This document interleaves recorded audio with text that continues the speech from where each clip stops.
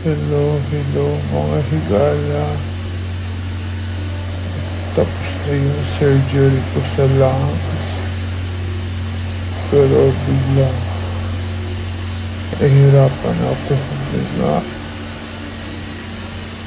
So, dinala ako sa ICU. Tapos ngayon, may tubig pala yun. May inflammation yung lungs ko. So, ginagawa na nila ng paraan. So, paano, mag-steroids ang pinainom sa akin ng doktor para sa inflammation. So, ngayon, pag-pray na ako, guys, please. Pag-pray na ako na matatapos ito pagsubok na ito.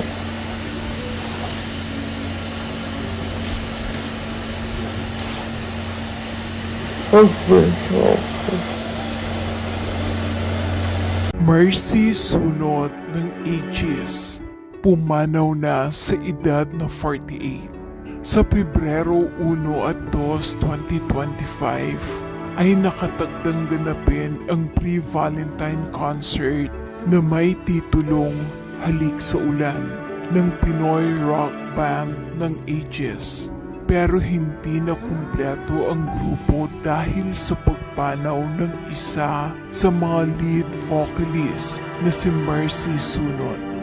Pumanaw si Mercy dahil sa cancer sa Stanford Hospital and Clinic sa San Francisco, California.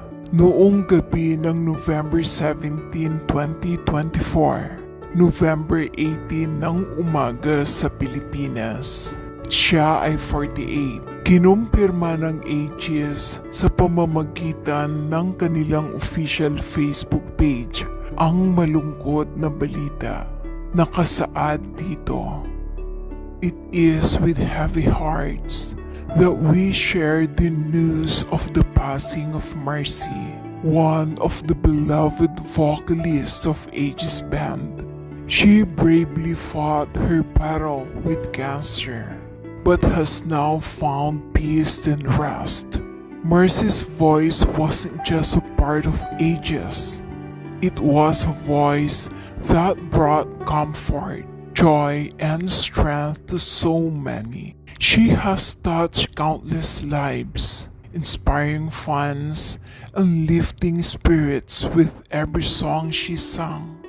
Her passion, warmth, and unforgettable presence on stage will forever be cherished in our hearts. Let us come together to celebrate the incredible life she lived and the legacy she leaves behind. Mercy, thank you for the music, the love, and the memories. You will be deeply missed."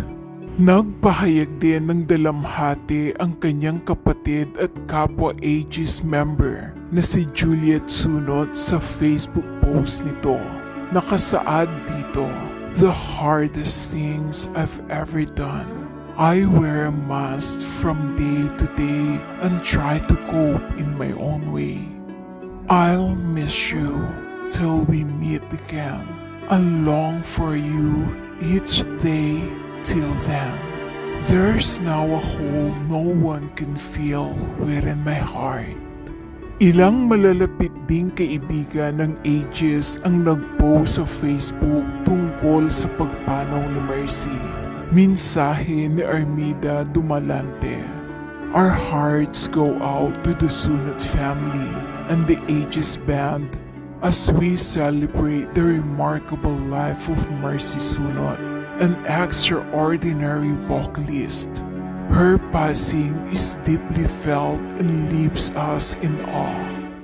Noong November 16, sa pamamagitan ng isang social media video post na may hashtags na Breast Cancer Warrior at Lung Cancer Warrior, humiling pa si Mercy ng dasal para sa kanyang paggaling. matapos sumailalim sa lung surgery sa isang ospital sa Amerika. Lahat niya, tapos na yung surgery ko sa lungs. Pero biglang nahirapan akong huminga, so dinala ako sa ICU. Tapos ngayon, may tubig pala.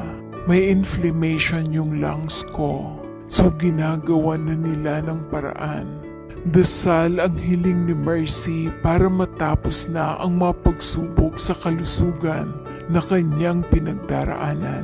Noong November 6, nagdiwang si Mercy ng kanyang huling kaarawan.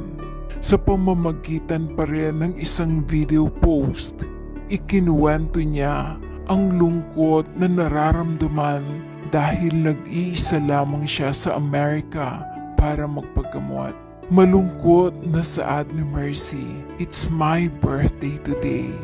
Kaya maaga akong nagsimba. Nagpa-alarm ako ng 6:30 a.m. para magising, maligo, para ma-celebrate kong mag-isa ang birthday ko. Mahirap. Mahirap sa ibang bansa na nag-iisa ka lang. Yung wala kang malapitan. Malungkot. Iba talaga kapag nasa ibang bansa ka. Solo flight ako. Yung gusto kong gawin, hindi ko magawa. Yung mag-celebrate na kasama ang pamilya mo, hindi ko magawa. Iba pa rin sa Pilipinas. Napagtanto ko na mas masaya sa Pilipinas kesa dito. Pero no choice ako. Dahil kailangan kong mag-stay ng matagal dahil nagpapagamot ako dito. Sana gumaling ako ng mas mabilis para makauwi ako ng Pilipinas. Ilan sa pinasikat na kanta ng Aegis kung saan kabilang si Mercy ay ang luha, basang-basa sa ulan, halik, sinta, natatawa ako at bakit? Good morning. Eto, may appointment ako ngayon. So, once a month ako nagpapa-lab draws. So, blood test once a month. Tapos 12 na pala ang aking surgery sa lungs. So, pag-pray niyo po ako. So, after ng clinic, dadaan ako ng CVS para kunin ko yung gamot na Tagriso. Ubus na kasi. Yun yung pang lungs. Para sa lungs kong gamot. Tagriso. So, everyday ko po yun iniinom. So, okay. 11:30 yung appointment ko. So, thank you. Good morning. Andito ako sa Eden Hospital.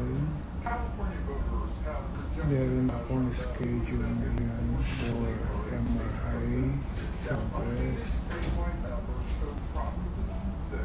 So, 7:30 aking schedule.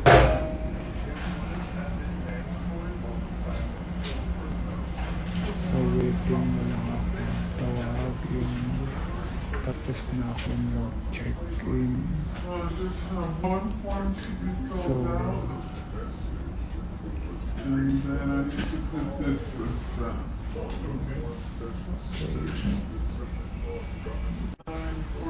yan, Diagnostic Imaging Center of Excellence.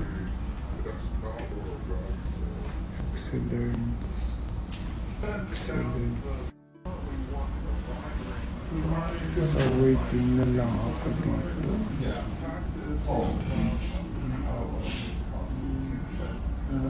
kailangan ng MRI para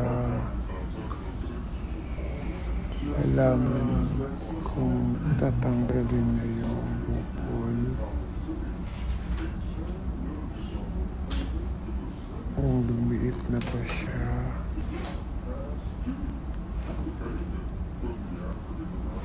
Okay.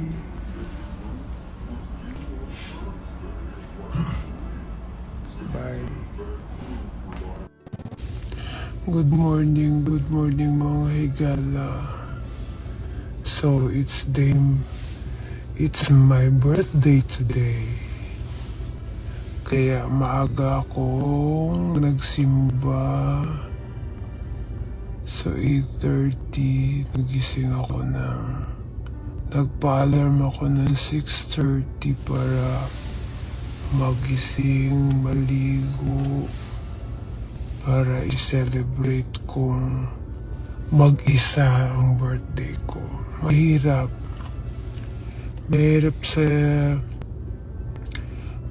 sa ibang bansa na nag-iisa ka lang, yung wala kang malapitan,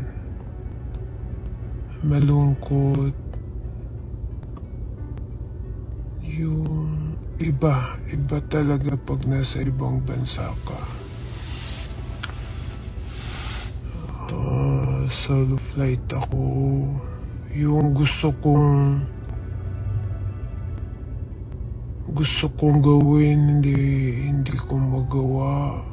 Alam mo yun, yung mag-celebrate ng kasama ang pamilya mo, hindi ko magawa. Iba pa rin talaga sa Pilipinas ngayon. Napagtanto ko na mas masaya sa Pilipinas kaysa dito. Pero no choice ako dahil kailangan kong magstay na matagal dahil nagpapagamot ako dito. Sana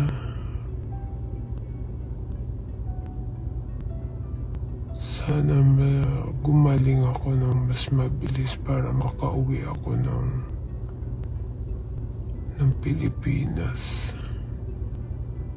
Okay, mga higala. So, ngayon start ko ng i-upload yung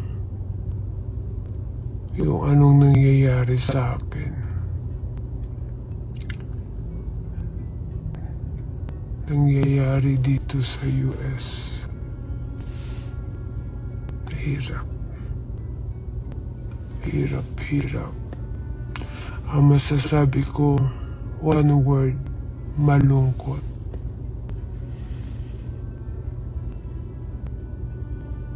Yun lang.